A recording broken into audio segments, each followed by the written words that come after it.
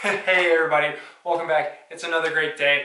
The sun's shining, the birds are singing, grass is green, the weather's warm, and there's horse dancing outside, and there's horse dancing outside.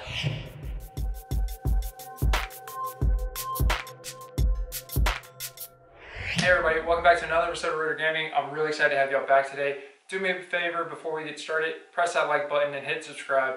Let's dive into, is Hearthstone really worth playing right now?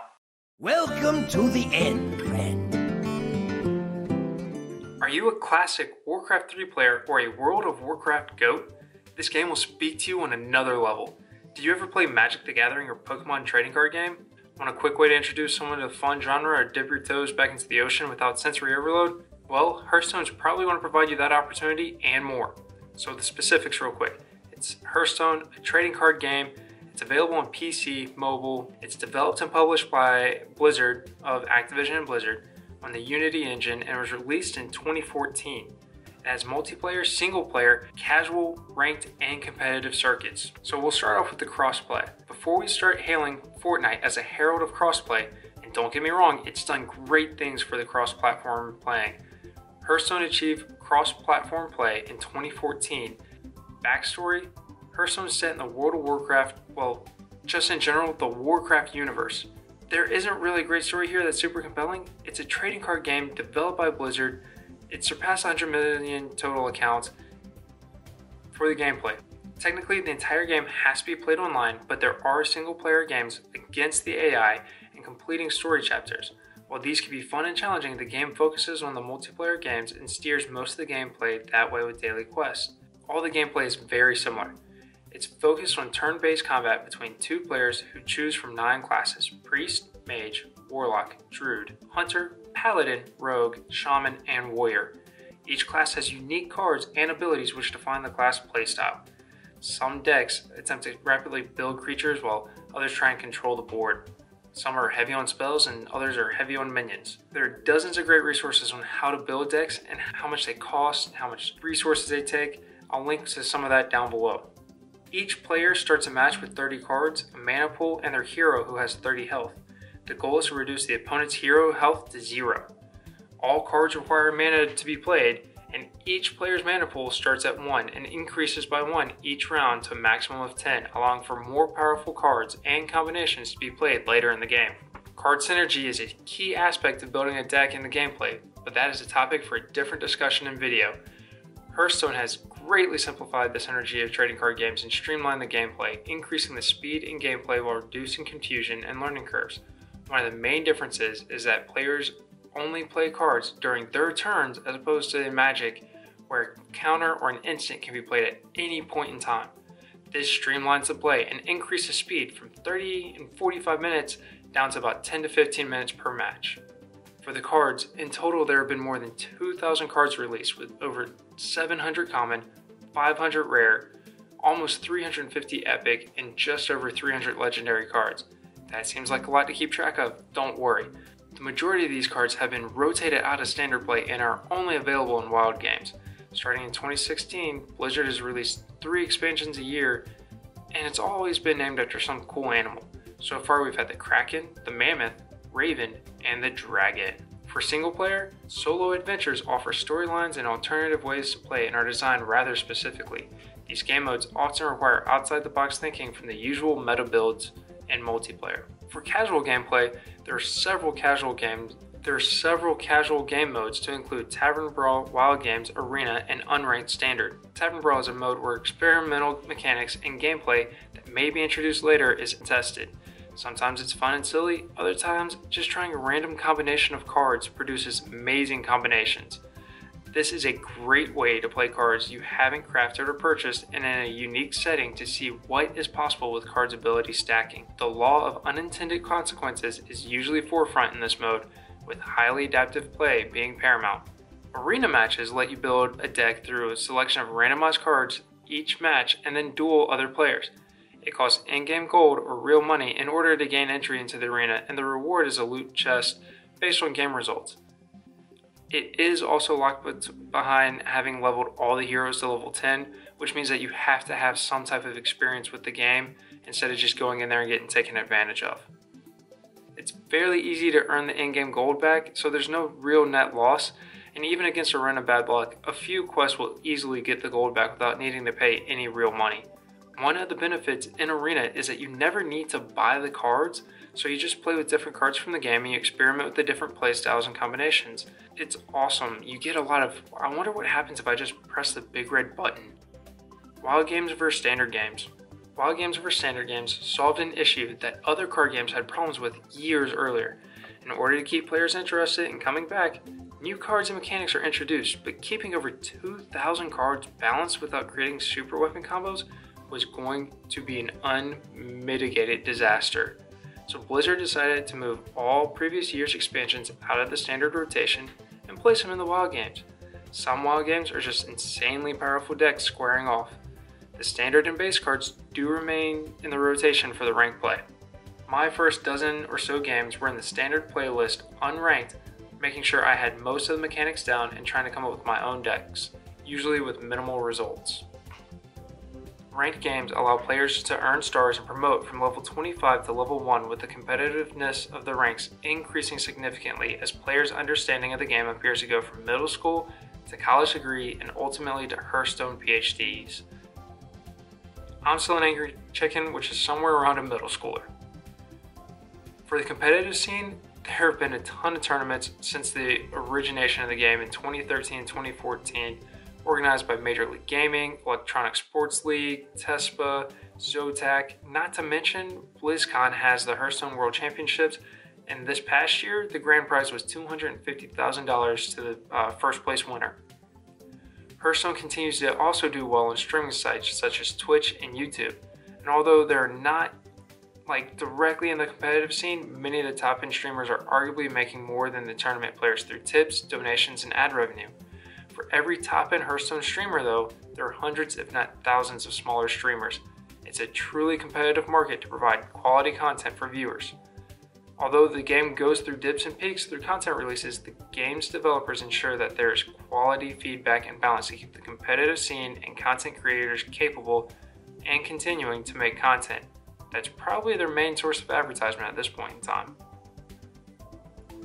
Getting back to the design of the game, there are two major aspects in the design of the game: the user interface or UI, and the card game itself.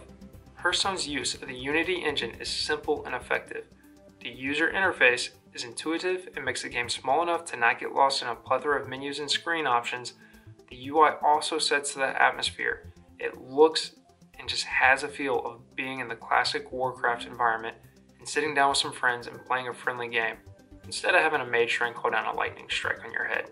The first impression of the game comes from a full-blown CGI trailer, and it's just a very classic Disney-esque, just over-the-top, superb sound design, characters singing. It's not a bash your skull in type setting. It's very much like a have fun, hang out, enjoy yourself.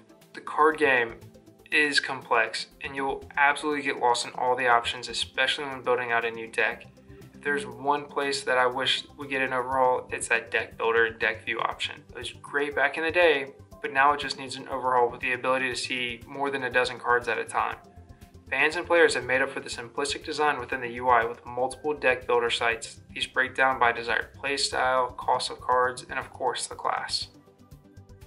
For the art in the game, Warcraft Universe art has always been fantastic, but now it has to compete with other trading card and fantasy games. A few of the key aspects of the art really stick out and make the game much more interactive and fun. And I guess this can also go back and forth with design. I remember getting excited to play a card against friends in Magic the Gathering, and when it came to my turn, being able to just slam it down on the table, and other times I wasn't really sure what my friends had as they fidgeted back and forth and they messed with their cards in their hand. I just really wanted to know. Well, Hearthstone replicates that feeling as cards move when handled and they zoom across the board and they slam down with fireballs and ice waves and smoke bombs. This not only makes the game fun to play, but also fun to watch. Not to mention that the game board has some interactive pieces itself. Just keep clicking and tapping to find them all. Me personally, I light a lot of fires. To be honest, the art in the trading card game is just absolutely fantastic. It's worth a video in and of itself. I'm continuously blown away by the details, the color, the pop, and the creativity. Hearthstone's art is absolutely no exception, and I find myself looking for Easter eggs, tying the game back to Warcraft 3 and World of Warcraft. Monetization in Hearthstone is there. It's a free-to-play game, and Blizzard is still making money off the game.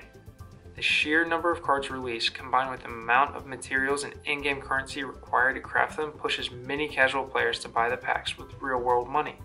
The basic packs are not expensive at a couple of dollars, 4 or 5 cards, but when attempting to get a total of nearly 400 cards in a year, that starts eating into the budget. There are specials that allow players to get additional cards for cheaper prices, keeping in mind that all these cards are taken out of rotation in a year.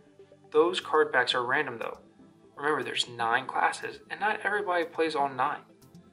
You're going to get a card, or you have the potential to get a card from all 9 classes. Or you get duplicates.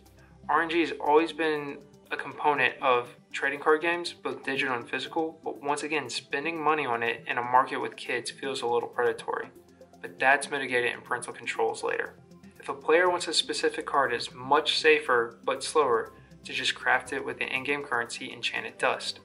Technically, you can craft all the cards for free, but that would require a healthy chunk of time that most people are not willing to commit, and I personally will not allow my children to play that much time. There's also a lot of time spent completing quests and leveling up, getting rewards, getting gold, and getting free packs, getting those duplicate and unwanted cards and destructing them for the Enchanted Dust. There's no ability to sell or trade cards to other players, so that shady black market is selling items on third-party websites, it's not there. For Parental Controls, luckily, Blizzard has some superb parental controls in place on their website, battle.net. Setting the controls up takes a little bit of work, but includes playtime scheduling, time limits, reports, in-game chatting options, voice chatting options for other games, streaming, and controlling in-game purchases. I'll put how to do that in the description below. Some additional information, age range recommendation, ESRB said T for teen. While other groups put this game at 10 plus, honestly, I might introduce my kids a little bit earlier at 7 or 8 because it forces critical thinking and it's just fun. There are some references to alcohol and fantasy violence, cards get slashes and fireballs and disappear, and some mildly suggestive themes with female characters having exposed cleavage, but those are starting to disappear. If you Google Jaina Proudmoore nerf, you'll see what I mean. The purpose of the game is primarily just entertainment. Activision Blizzard makes a ton of money off of this free-to-play game, but just like I said a second ago, there is critical thinking involved and you can use it to help teach that critical thinking. Interaction is there, but it's greatly limited. Chat's only available through the Blizzard app and not the game client itself. Within the game, there's pre-scripted messages that players can say to each other, but none of the toxicity that you would normally expect in an online game. In summary, this is a refreshingly simple game to learn, but incredibly difficult to master. Beautiful art, nearly full Disney-style animation, and over-the-top singing intro set the tone for the game to be fun and relaxing. Some Blizzard management have been quoted as saying they want to support the game for 10 to 20 years, which is not unheard of, but it is definitely rare. If it continues to receive the amount of support and updates, I don't see any reason why it won't make the 10 or the 15 year mark. Hey, so in summary, this game is a ton of fun. I really can't find any faults with it. The artwork's great, the gameplay's great, it's simple, it's intuitive, it's streamlined, it's fast, it's fun to play with other people. I didn't really expect for myself to enjoy it as much as I do coming into the game. I had a buddy kind of start me out and be like, hey, you used to play Magic the Gathering, you're going to enjoy this game. I was skeptical. You know what? I really do. I enjoy it. I recommend this game. The monetization is in control because the parental controls are on point. The artwork is fantastic. It looks great. The gameplay is simple, but it's still in depth. It's not a shallow game whatsoever. There's lots of different modes to keep you entertained, and you can play it on your PC, you play it on your Mac, your tablet, your phone. You can play it anywhere that you have an internet connection, which I think is fantastic. So let us know what your thoughts are down below in the comments. I'd love to hear them, hear what you think about Hearthstone, or what you just think about trading card games in general. Do us a favor, hit that like button, come back and hit that subscribe button. We'll see you next time. This is Ridir Gaming. I screwed that up. This is Ridir Gaming. We'll see you next time.